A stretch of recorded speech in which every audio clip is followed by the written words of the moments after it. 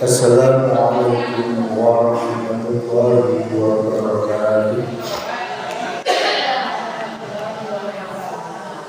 Ila hadratin Nabi Mustafa Rasulullah Muhammad sallallahu alaihi wasallam wa ala alihi wa sahbihi wa iyadihi wa sahabatihi wa tabi'in tabi'in asyari wal ulama'i wal waliyullah syamsyahabul rajul jailani wa ila rabbi al-mahrum bagi haji berdoa Rasulullah sallallahu alaihi wasallam Bapak Ustaz Kimayati Sudarmo wa ila ruhi jami'il qulubina muslimina wal muslimat wal mu'minina wal mu'minat khususnya di Korea Desa Bener Desa Simbarjaya. Allahumma ighfir lahum warhamhum wa'afihi warhamhum. Al-Fatihah. A'udzu billahi minasyaitonir rajim. Bismillahirrahmanirrahim. Alhamdulillahi rabbil alamin arrahmanir rahim maliki yaumiddin. Iyyaka na'budu wa iyyaka nasta'in ihdinas siratal mustaqim siratal ladzina an'amta 'alaihim ghairil maghdubi 'alaihim waladdallin. Bismillahirrahmanirrahim. Alhamdulillahirabbil alamin. Alhamdulillahi ala nikmatil iman. Alhamdulillahi ala nikmatil islam. Asyhadu an la ilaha illallah wa asyhadu anna Muhammadar Rasulullah. Allahumma shalli ala sayyidina Muhammad wa ala ali sayyidina Muhammad sallallahu alaihi wasallam. Yang dimuliakan Allah, ibu-ibu jamaah pengajian dinten Jumat sore, alhamdulillah dina sonten ieu urang sadayana tiasa dikumpulkan deui ku Allah, tiasa digerakkan deui ku Allah, sehingga urang sadayana bisa dongkap dina masjid ieu. Semoga dongkapna urang sadayana syafaat dunya wal akhirah. Shalawat serta salam semoga tercurahkan ke junjungan Nabi Agung Muhammad sallallahu alaihi wasallam, ke keluarganya, para sahabatnya, para tabi'in tabi'in sholihin, lumayan ke orang sadayana. Semoga orang sadayana menahan syafaat di dunia wal akhirah. Amin ya rabbal alamin. Pada kesempatan sore ini kita masuk ke bab pasal ke-22 yang artinya sudah 22 pertemuan sejak setelah Lebaran. Bentar lagi udah mau Lebaran lagi. Berapa bulan lagi puasanya? Enak bulannya bulan mau Jumatil Akhir.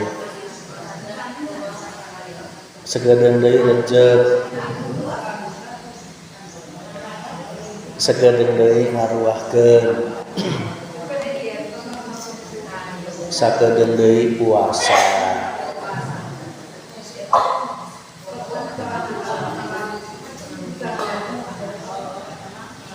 Yes, waktu sika muir, waktu terus berjalan cepat sekali. Kayak baru kemarin Jumat, sekarang sudah Jumat. Kita makin tua ya. Tambah usianya. Begitu singkat ya Bu ya. Asa cepet banget waktu. Ya. Sekedeng deui geus erek beak waktu akhir tahun 2024, erek asup 2025. Maka kami menghimbau, ayo kita jadikan tahun 2025 nanti itu sudah menjadi titik kesempurnaan, sudah menjadi syarat mutlak 2025 wajib rohaniyah kita untuk bermakrifat kepada Allah.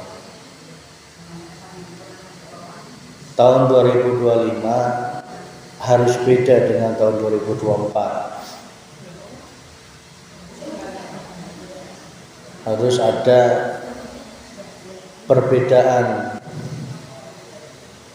yang mendasar dalam iman kita kepada Allah Subhanahu wa taala. Kalau masih sama, berarti kegolong masih dalam kerugian. Bangga yang baru datang. Pada kesempatan sore ini kita masuk bab ke-22 yang berjudul Allah tidak terhalang oleh sesuatu apapun. Bismillahirrahmanirrahim. Al-haqqu laisa bimahjubin wa innamal mahjubu anta 'anil nadhari ilaihi idh law hajabahu syai'un la satarahu ma hajabahu wa larqana lahu syatirun lakana liwujudihi hasyiru wa kullu hasyiri lisayyin fahuwa lahu qahiru wa huwal qahiru fawqa ibadihi. Allah yang hak itu tidak terhalang, tidak terhalang, tidak tertutup.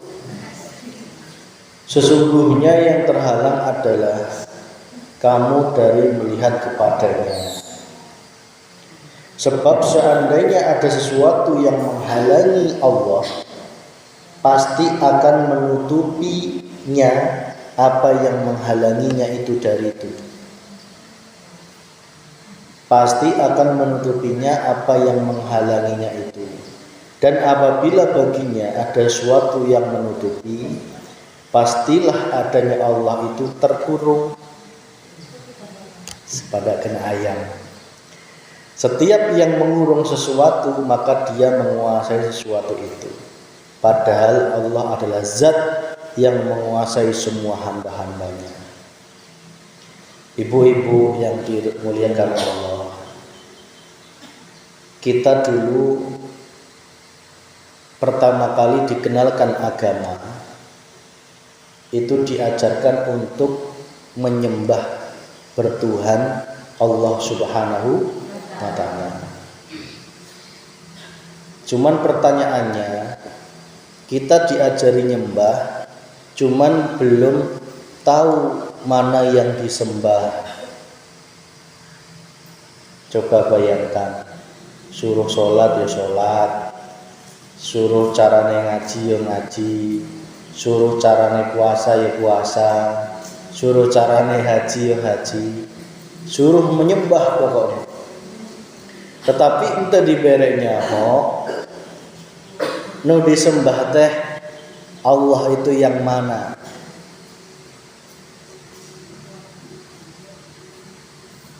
Jika kita belum mengerti, mengenal dan menjumpai siapa Tuhan kita, maka itu belum bisa dikatakan menyembah. Di dalam tauhid yang tingkat paling bawah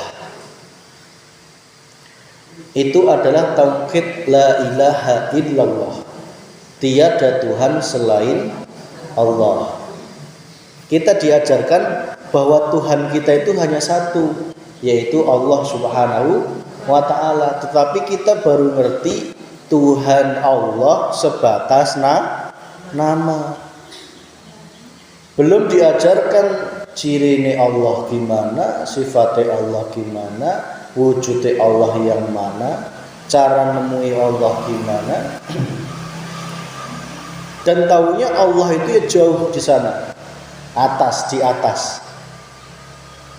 Makanya kalau kita berdoa suruh ngangkat tangan ke atas. Orang ngerti ini Gusti Allah itu dekat, bukan di atas, bukan di bawah. Dulu kita berpikir Allah itu jauh di sana. Nah gitu nggih Bung ya. Saya dulu juga gitu. Artinya Allah itu jauh. Karena Allah jauh sehingga kita tidak takut melakukan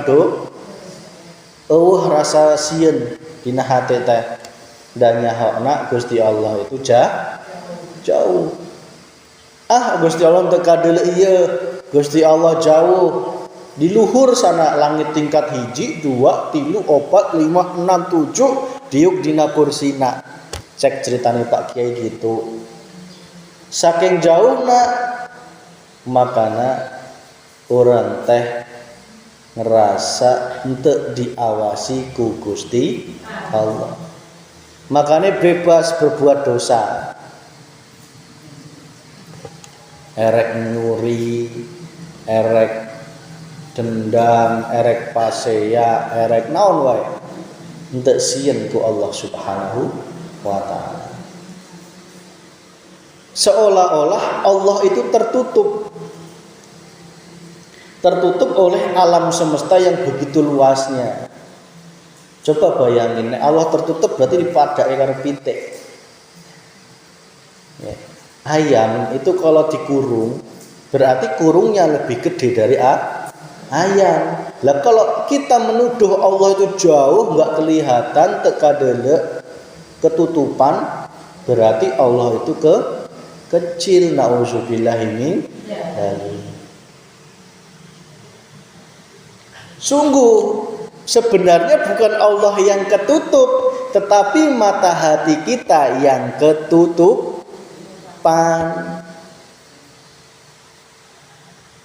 Coba ketutupan apa mata hati kita ini? Kenapa kok nggak bisa melihat Allah yang begitu jengleh-jengleh ini?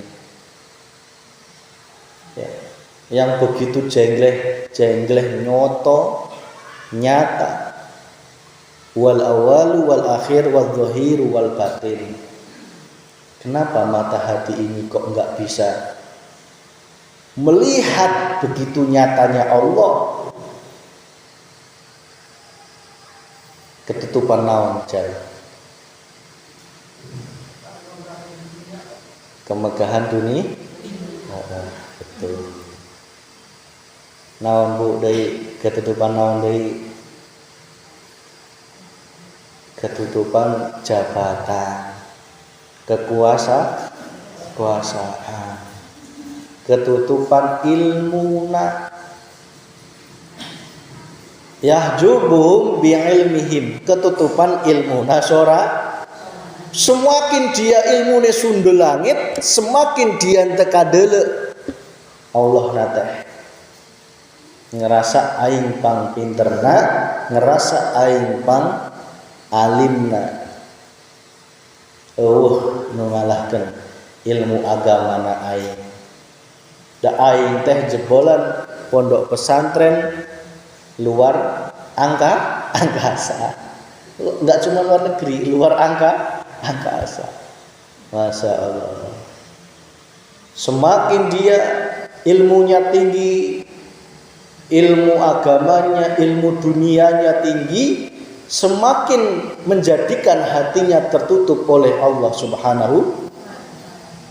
Kenapa tertutup? Karena ilmu itu diakui.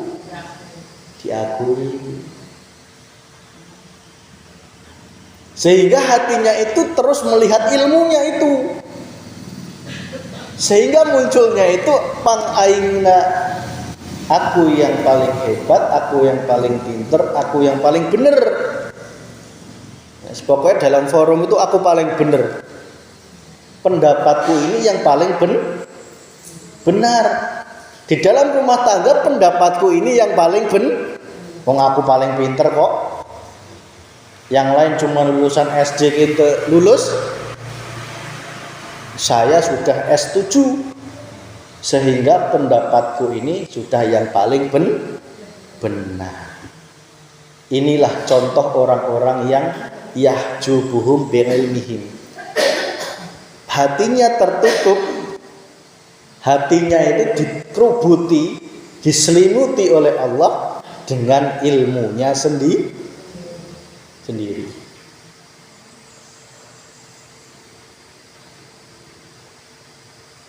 Mas, kalau gitu mending jadi orang bodoh ya. Ya, nah tak pikir-pikir iya. Karena orang bodoh itu rata-rata rendah hati daripada orang yang rumangsa pinter. Ya bagusnya lagi ya pinter, ngilmu, tetapi arifat kepada Gusti Allah sehingga ilmunya itu barokah. Ilmunya bermanfaat. Ibu-ibu boga ilmu nyen rengginang. Ayak tetanggana hayang nyahok carana. Di pepatan tapi ayak bumbu hiji. Nu sengaja untuk di pepatah. Gini geus nurutan kitu gini kagak wae rasane kok beda. Da ieung biasanya orang kinyana kieu gitu. Ternyata ayak hiji nu disimpen da eman da urang teh ladang. Percobaan teh geus berkali-kali sampai menemukan rumus formula nyieun rengginang nu panggenah. Nah, kalau ciri orang yang enggak kenal Allah, sudah pasti cirinya itu adalah pelit. Nasi ayah ibu-ibu gitu. Kumaha sih carana nyieun naon sih ibu-ibu biasana? Nyieun naon ibu-ibu biasana?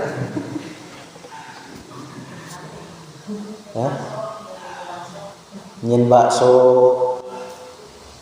Soalnya naon ke lamun ilmu ieu ditularkeun engke aing jadi teu laku masyaallah.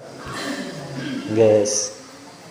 Berarti di situ ada ketakutan, ada pengakuan bahwa aing nu boga ilmu. Nauzubillah ini.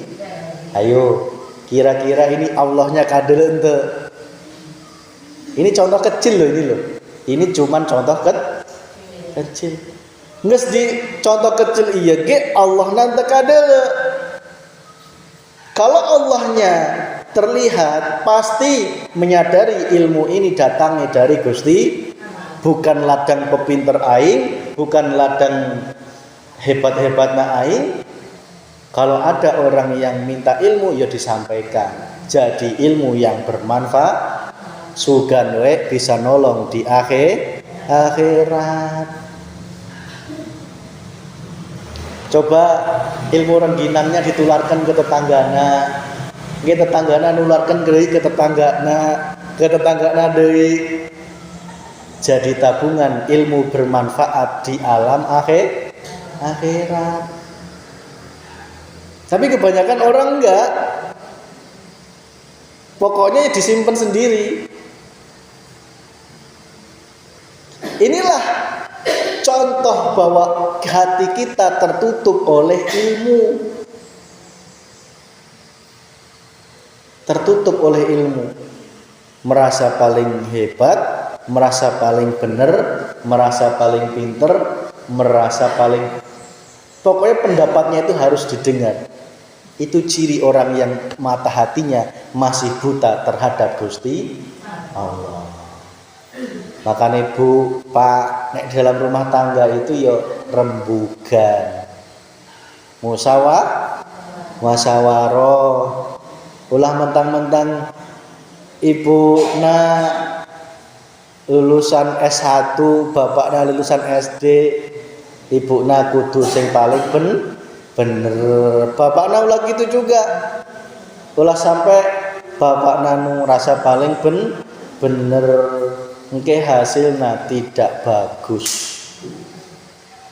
Sing bener gimana? Sama-sama sadar dan Menyadari, makanya kudu memakai terus zikir sirul asror, zikir sadar.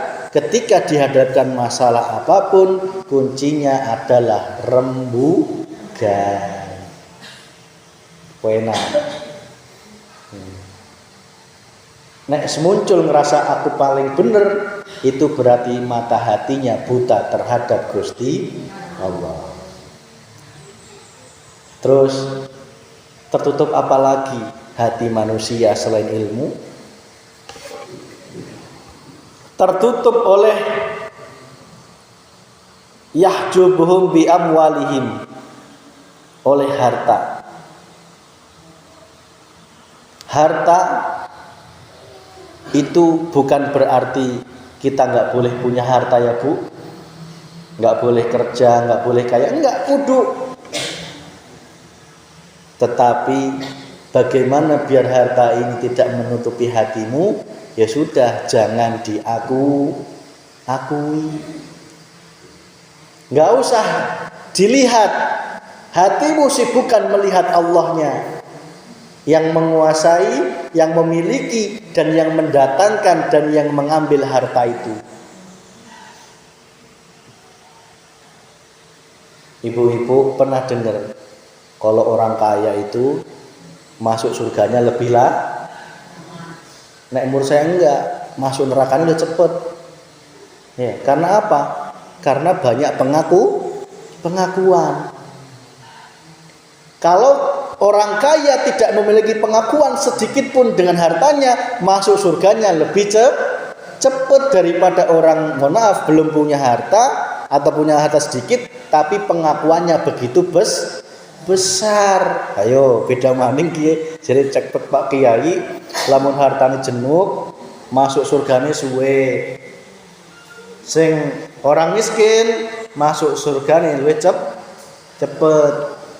Tak tambahi lagi, tergantung kondisi hati masing-masing. Sing hartane banyak ulah khawatir, bisa masuk surga cepet asalkan siji, tidak boleh ada satupun sebesar jarapun yang engkau akui, baik datangnya dari dirimu, usahamu, maupun datangnya dari manapun, itu harus engkau akui. Sejatinya itu datang dari Allah, milik Allah, dan hanya untuk Gusti Allah. Pokoknya resikin. Hilangkan pengakuan itu.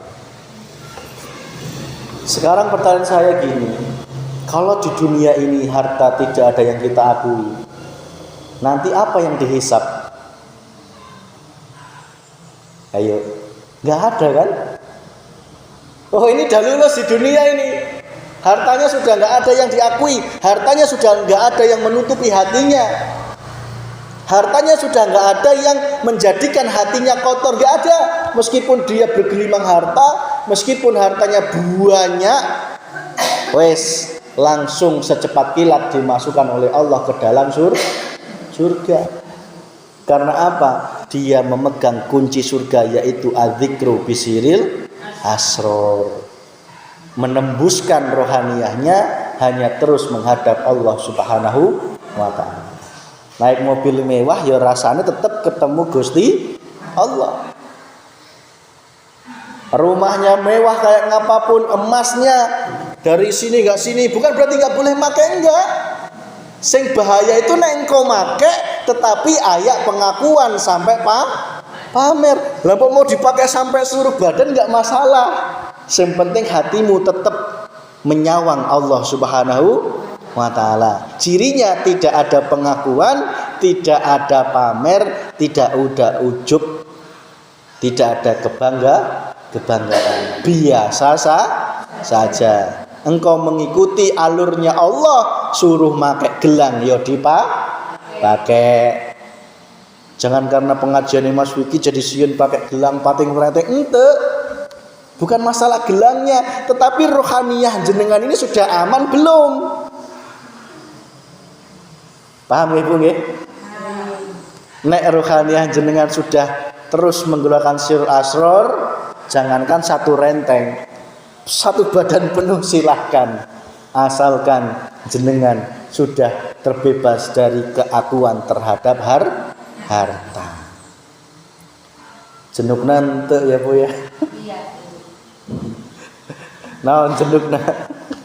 Jenukna hayang dilihat jalma, hayang dianggap berderajat tinggi. Nauzubillah, ini itu ciri orang-orang yang hatinya tertutup oleh yahjubuhum bi amwalihim, tertutup oleh hartanya. Maka kalau pengen diri kita bisa masuk ke dalam surga dengan cepat, ya sudah, ketika masih hidup di dunia jangan ada satupun harta yang engkau aku.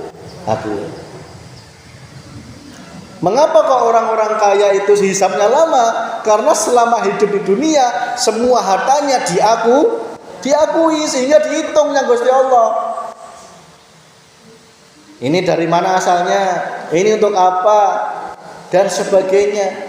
Tetapi kalau sudah dari awal, saya sih mau dihitung apa Gusti?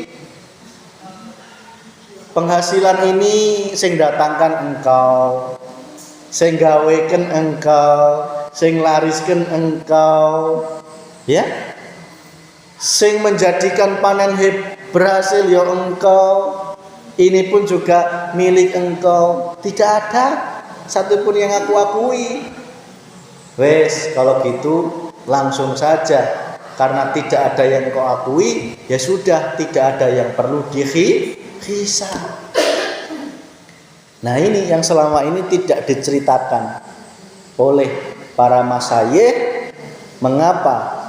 Bagaimana cara agar orang-orang yang diberikan harta banyak oleh Allah hisabnya jauh lebih cepat daripada orang yang, mohon maaf, miskin tetapi hartanya penuh pengakuan. Nah itu Bu. Ditambah lagi kalau kita nggak dikasih harta, ya wes cepet maning ya. Apa yang diakui? Tidak ada yang diakui. Jadi kalau kita mendapatkan rezeki, ya biasa saja. Biasa saja itu bukan berarti nggak disyukuri, enggak. Biasa saja itu jangan terlalu membanggakan diri, jangan terlalu memamerkan, jangan terlalu, ya biasa saja.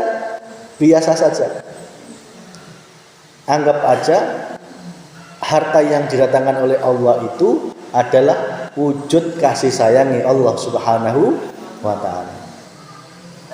Itu. Kemudian hati kita terhalang apa lagi? Ini, hati kita terhalang oleh yang namanya hawa nafsu. Masih ingat enggak? Nafsu ada berapa macam? Nafsu paru-paru, amarah, nafsu perut, harta, nafsu otak, lawamah, ya, dan juga nafsu ruh. Di sini 4 nafsu ini akan menutupi hati kita tentang perjumpaan kita kepada Allah Subhanahu wa ta'ala. Maka caranya 2, kalau enggak dibersihkan ya dikembalikan kepada Gusti Allah. Ya. Ibu-ibu sering ya marah ya. Coba hari ini sudah ada yang marah belum? Hari ini sudah ada yang marah belum ibu-ibu? Ada yang jengkel belum hari ini? Hah? Nggak ada. Biasa saja. Alhamdulillah. Berarti salah kita bager-bager.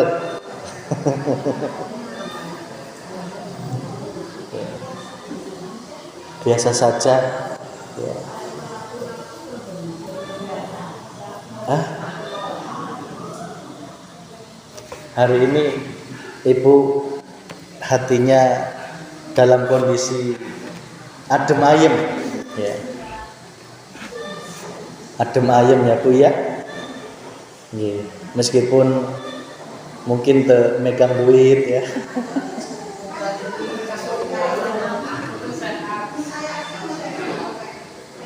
tak jamin ayeuna ibu-ibu eueuh nu megang duit. Baca kene aya. Tapi saya yakin ayeuna ibu-ibu jenduk nanti megang duit.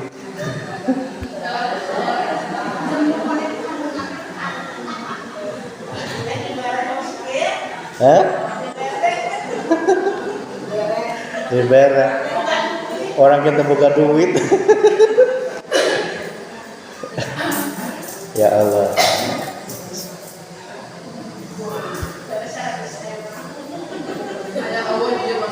Hah? Ayah Allah cicing baik. Iya. Hah? Lamun di.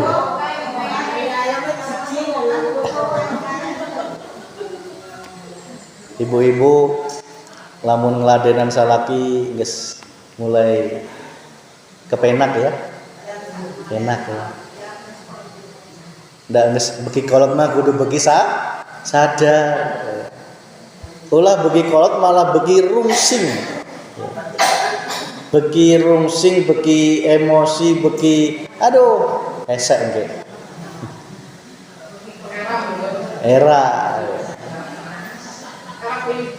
Era kuincu, era aduh. Hah? Saya rungsing itu di pikiran. Ya, pikiran rungsing itu biasa.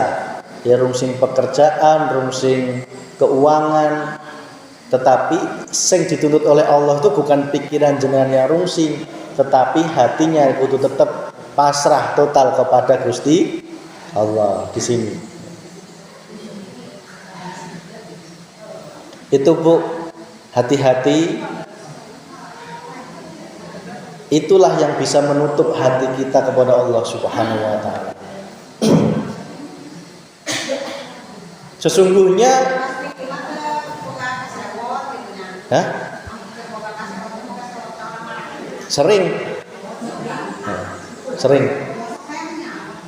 Sering kesewot tapi kudu cepet sadar. Bedanya di situ.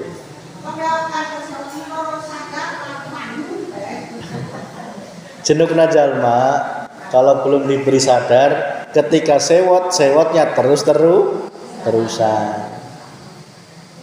Tetapi bagi kita yang sudah dibekali sirul asrar, meskipun muncul sewot kan maksiat ya.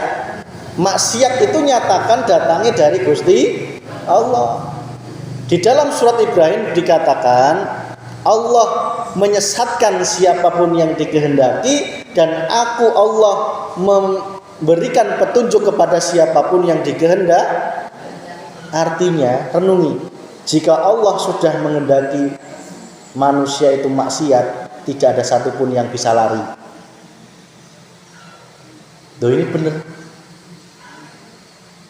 Jika ada orang yang dikehendaki oleh Allah, disesatkan, diberikan maksiat, tidak ada satupun yang bisa menghindar. Cuman yang jadi masalah, dia terus-terusan disesatkan atau segera diselamat, itu segera diberi petunjuk atau dibiarkan bertahun-tahun sampai meninggal dalam kesesatan. Ini maka husnul khotimah itu bukan berarti engkau meninggal di masjid bagus, meninggal pas sholat bagus, belum tentu. Husnul khotimah itu adalah kondisi hati rohaniyah ketika dicabut nyawanya oleh Allah. Itu rohaniyah kita di mana? Sudahkah dalam keadaan sadar atau dalam keadaan tersesat? Ini. Jadi bukan berarti orang yang makrifat itu tidak dikehendaki oleh Allah berbuat maksiat, enggak. Belum tentu. Tetapi bagaimana kondisi rohaniyahnya ketika dalam kondisi digerakkan oleh Allah maksiat itu, hatinya lekas-lekas kembali kepada Gusti Allah. Mohon maaf, meskipun besok diulangi lagi marahnya, diulangi lagi sewotnya, jangan pernah berputus asa dari rahmat Gusti. Mas, saya sudah dikenalkan Sirul Asrar, saya sudah dikenalkan ilmu dinul haq, saya sudah berusaha, tapi kenapa sewot lagi? Sadar, sewot lagi, sadar, sewot lagi, sadar. Jangan berputus asa. Yang penting hatimu terus menggelorakan adzikru bisiril asor. Sugan wae pas meninggalnya, pas dicabutnya, hati kita sedang dalam keadaan makrifat kepada Gusti Allah. Coba kalau nggak dikenalkan Sirul Asrar, sewotnya kan dipendem, sewotnya kan diantep, ya. Dendamnya diantep, marahnya diantep, bencinya kepada orang diantep, sampai paehna untuk dibereskan, untuk dikembalikan ke Gusti Allah. Makanya mohon maaf, kalau ada orang yang belum paeh-paeh sampai akhirnya nungguan saudaranya datang minta maaf ke karapaeh. Kenapa? Ya karena di situ Allah masih memberikan kesempatan untuk membereskan dosa-dosanya terlebih dahulu. Makanya kalau ada saudara kita, mungkin orang tua kita yang sedang, mohon maaf, sedang sakit parah atau sakaratul maut, ya segera dituntun untuk kembali ke jalan Allah Subhanahu wa taala. Lamun kira-kira masih aya salah jeung dulur, jeung tetangga, ya dituntun untuk dibereskan. Ya. Ameh memaafkan, sama-sama mengikhlaskan. Kalau enggak gitu nanti karma itu, dosa itu harus dipertanggungjawabkan di alam barzah. Kasihan. Mas, orang tua saya enggak sholat. Orang tua enggak saya suruh sholat, susah. Guys, sholat enggak sholat itu semua adalah pemberian Gusti Allah. Sing penting di saat detik-detik terakhir ini, tuntun orang tua jenengan, saudara jenengan untuk menyadari akan sadarnya Allah. Tuntun rohaniahnya itu hanya menghadap Allah. Lepaskan kecintaan terhadap dunia. Bah, sawahnya masih berapa hektar, nggak usah dijadikan beban. Bah, istrinya masih kinyis-kinyis, istri mudanya, dah lepaskan semuanya, fokuskan rohaniah, hanya berpasrah diri kepada Gusti Allah. Itulah yang dinamakan muslim sejati, pasrah. Maka harusnya ya sebelum sadarnya pas sakaratul maut, lebih baik ketika masih sehat, sudah lekas-lekas sadar kepada Gusti Allah.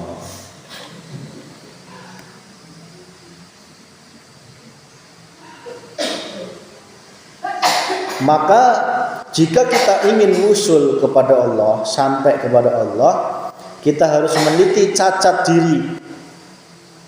Cacat diri itu lemahnya hati. Kalau masih ada nafsu paru-paru, ya segera istighfar, segera dikembalikan kepada Gusti Allah. Kok muncul sewot, segera kembalikan ke Allah. Sadari sing nyewotkeun ya Allah, sing nyembuhkan ya Gusti Allah. Segitu aja. Sing menjadikan diri kita marah ya Allah, sing bisa menyembuhkan luka hati kita ya Gusti Allah. Astagfirullahaladzim. Kalau bisa 3 detik, kalau nggak bisa 3 detik, 3 menit, 3 menit masih hesek, kayaknya 30 menit, 30 menit masih hesek, 3 jam, 3 jam masih hesek, maksimal 3 hari, kudu sudah harus betul-betul beres. Kalau lebih dari 3 hari, itu akan muncul konsekuensi, ya. Harus ada pertanggungjawaban di hadapan Allah Subhanahu wa taala. Maka celah-celah diri ini harus kita obati. Yang memiliki nafsu paru-paru, nafsu perut, cinta dunia, pengakuan terhadap harta tadi ya, jabatan, pangkat, wanita. Ya, nggak sejak zamannya usia kita ini ngelihat laki-laki bening gitu udah gak zamannya ya Bu ya. Ya. Kalau masih kayak gitu berarti belum lulus.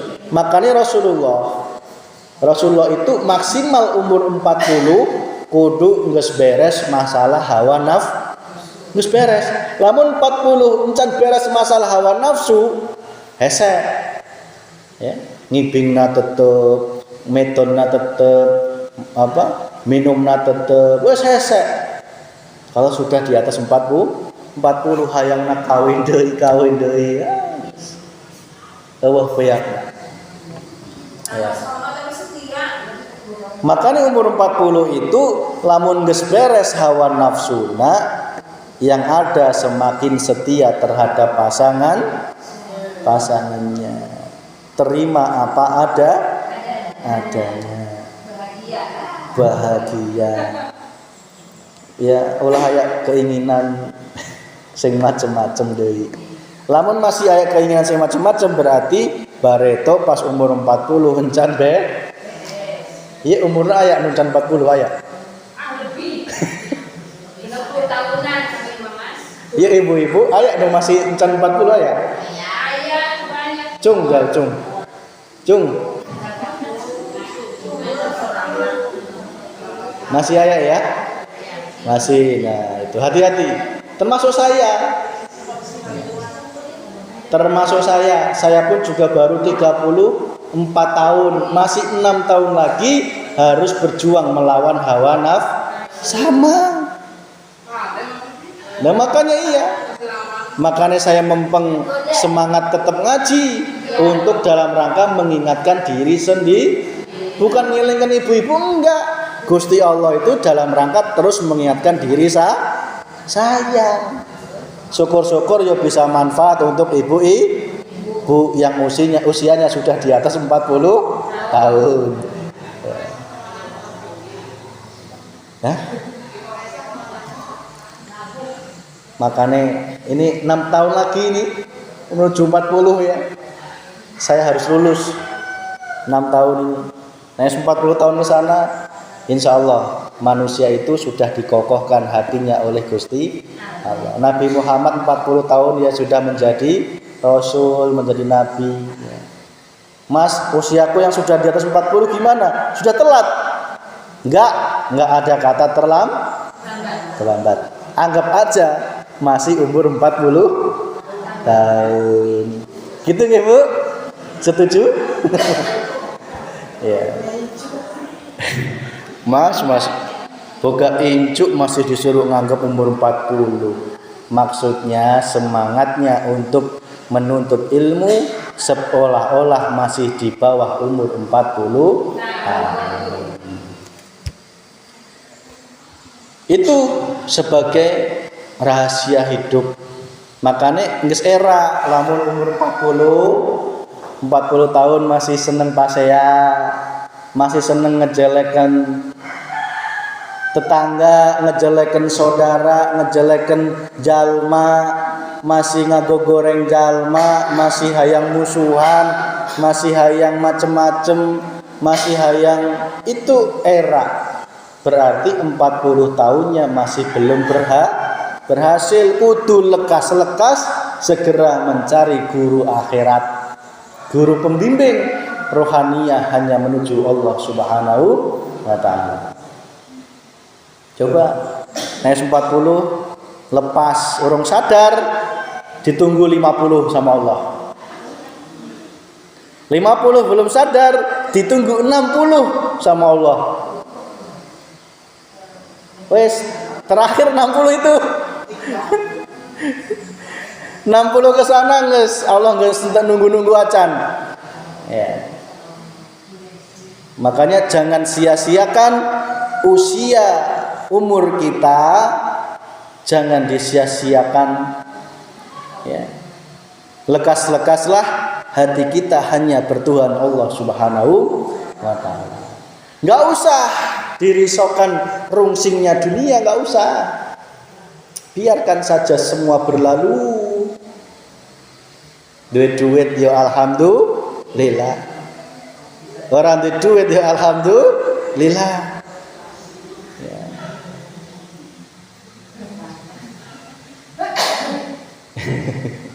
Ya. Saya mas, buka duit alhamdulillah sih kumat.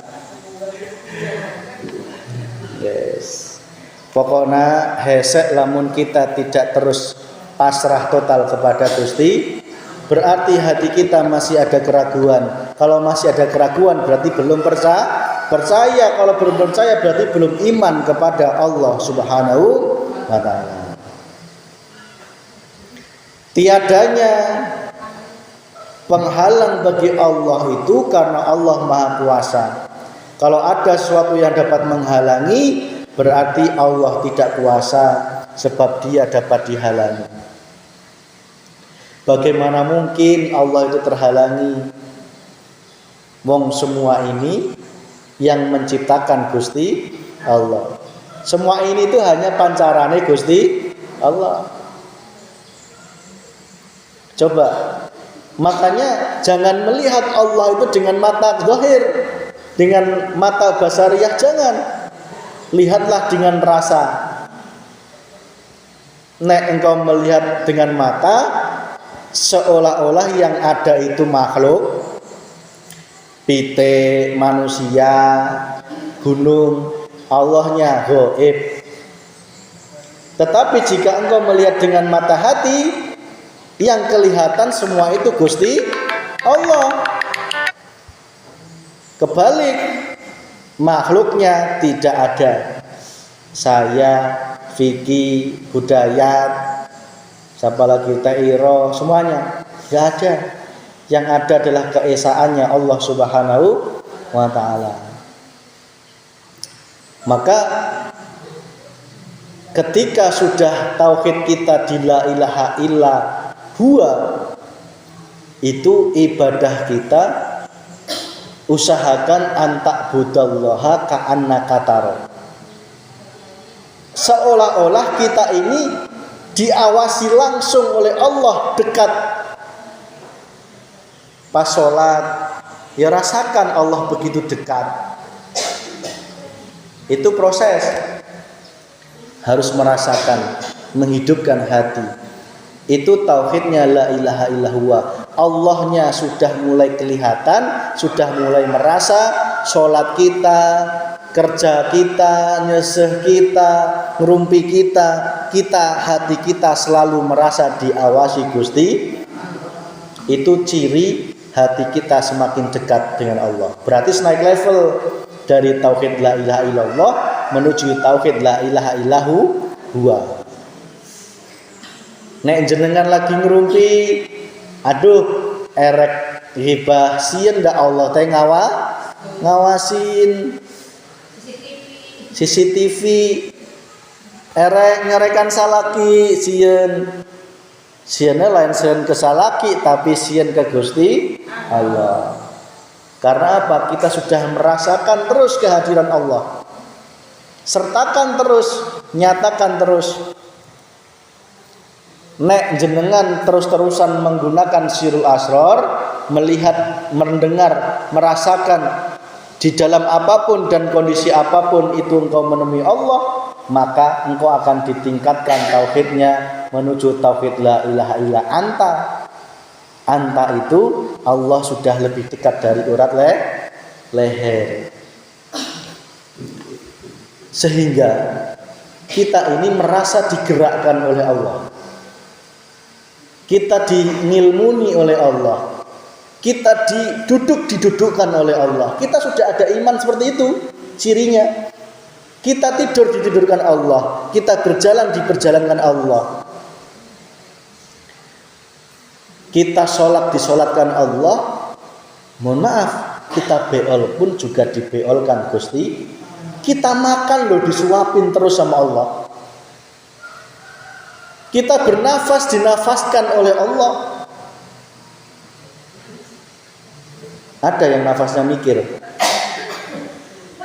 Ibu-ibu ayak nafasnya mikir. Tak mikir helak nafas. Ayak. Ibu-ibu aya anu detak jantungna mikir tak mikir heula tak eureun heula detak jantungna 5 menit wae. Paeh geus.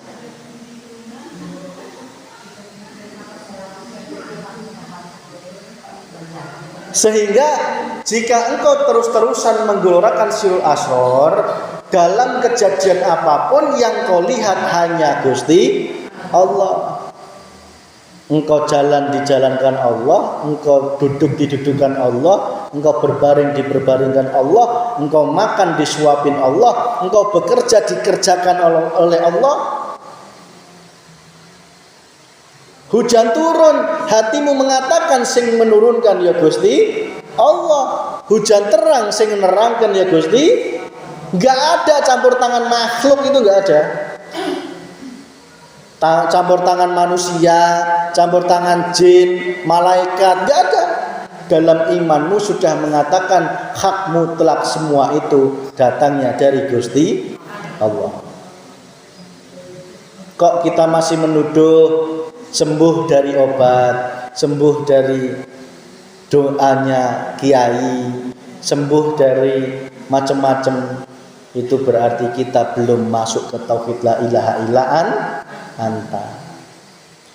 Ciri orang yang tauhid la ilaha illa anta sudah tidak ada perantara. Wong Allahnya sudah begitu dekat. Nek dekat berarti langsung saja nembung minta kepada Gusti Allah, enggak perlu perantara. Lah ngapain pakai perantara wong dekat? Wong Allah sudah begitu dekat.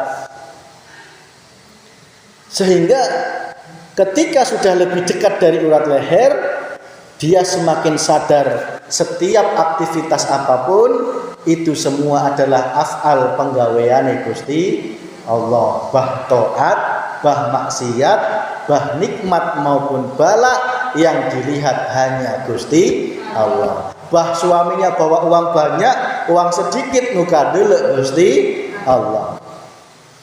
Bah jenengan dijalankan taat maupun maksiat, hatimu tetap melihat Allahnya yang berperan dan yang memerankan. Sehingga enggak ada pengakuan dalam diri kita. Enggak ada. Jika engkau terus gelorakan terus, maka otomatis akan disampaikan oleh Allah ke tauhid la ilaha illa ana. La ilaha illallah, la ilaha illa huwa, la ilaha illa anta, terakhir ana itu saya. Aku ne Vicky wis ilang, sing ada aku ne Gusti.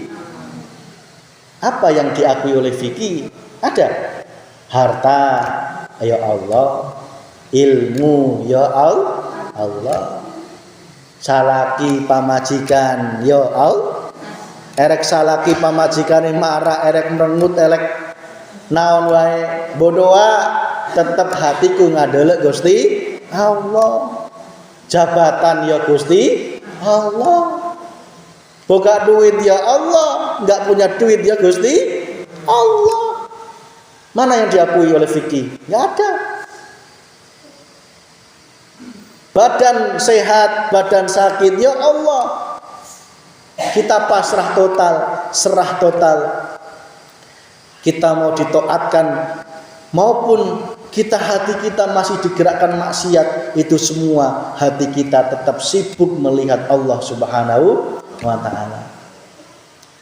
Ruh yang kita aku bisa memiliki kekuatan, bisa gerak, ternyata selama ini sing gerakkan ya Allah, sing lempangkan ya Allah, berarti sing arane Vicky, sing arane makhluk, sing arane apapun sudah la haula wala quwata illa billah.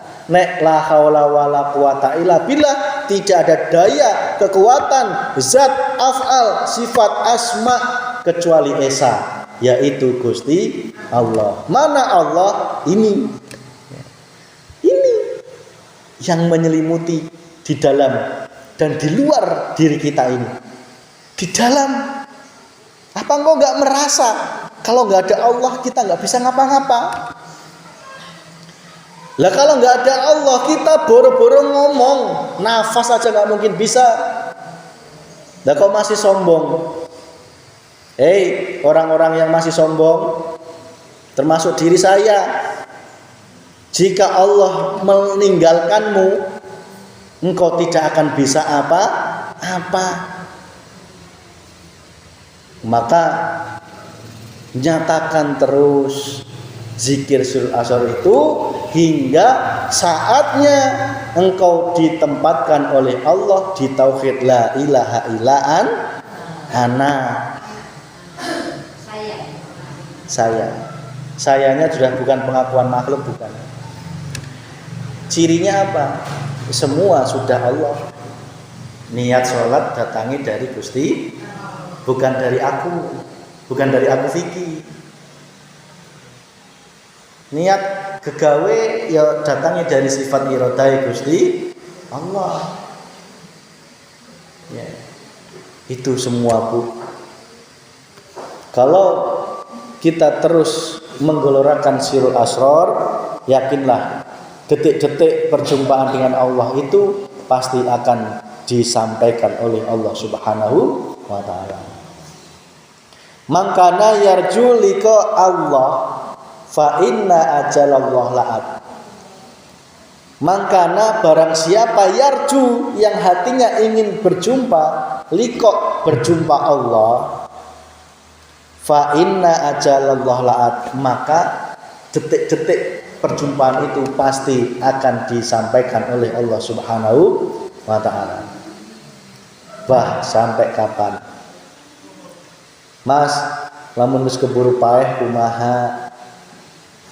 Jangan khawatir. Allah sendiri yang akan menjemput kita. Yang penting kita sudah berjalan di jalan yang benar, jalan yang hanya bertauhid kepada Allah Subhanahu wa taala. Ya. Gitu nggih, Bu.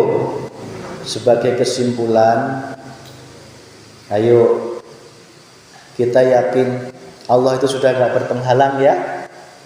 Ya ini semua. Nek dulu kita gak ngerti Allah yang mana, ini semua. Mana yang bukan Allah, gak ada.